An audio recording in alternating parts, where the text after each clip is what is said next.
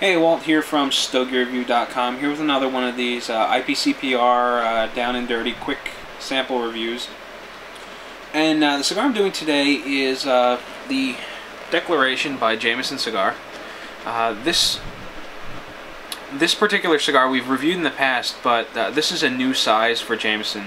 I believe it is called the Iniquity. And it doesn't feel quite like a 60, but it's up around that range, maybe 56, 58-ish, something like that.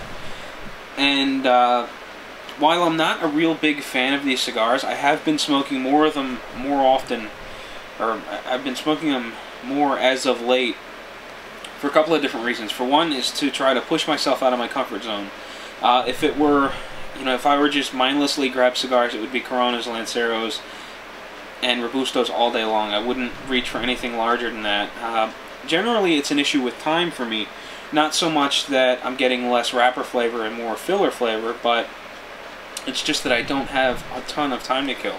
But I've started working from home a couple of days a week, and that's given me the opportunity to smoke while I work. And in this case, rather than smoke several cigars throughout the course of the day, I'm reaching for the larger cigars so that they last a bit longer. And in this case, it is about 7:15, first cigar of the day. I'm pairing it with a cup of coffee, and so far it's going pretty well. I wasn't real crazy about the first declaration that I had. I thought it was a little too washed out. The flavor, wow, I can't talk this morning. The flavor profile wasn't really rich, and I'm finding a similar issue with the larger ring gauge. I actually enjoy this more than the original sizes that I tried.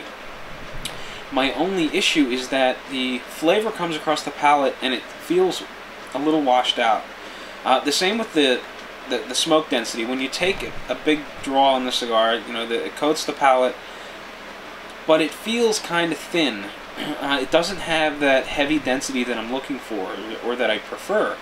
I think that if this cigar were to have a smoke that felt a little more dense on the palate, and that seemed a little more dense in the flavor profile, I think this would make an amazing coffee cigar. But in this case, I think it's just a good. It's a good coffee cigar. I think if it were a little richer, a little more dense, that it would really bump this cigar up a notch, at least in my opinion.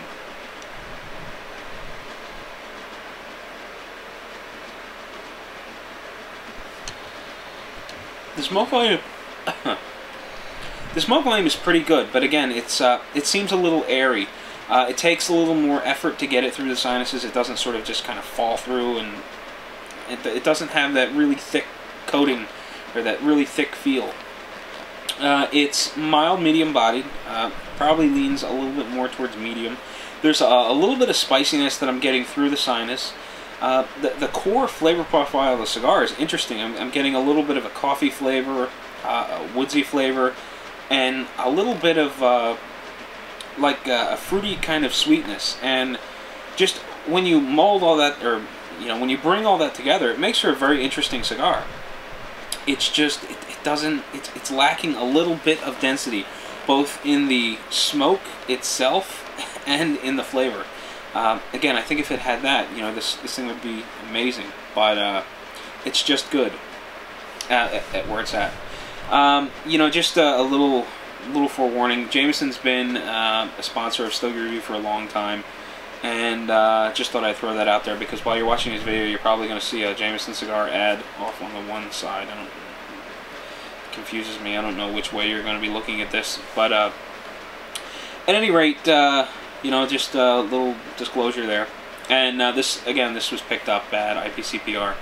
This was actually in the Twitter Brother of the Leaf Cocktail Hour press kit. That whole phrase is a mouthful to say, but that's where we're at, and we're almost at 5 minutes, and that's the cutoff for these videos. So until next time, happy smoking.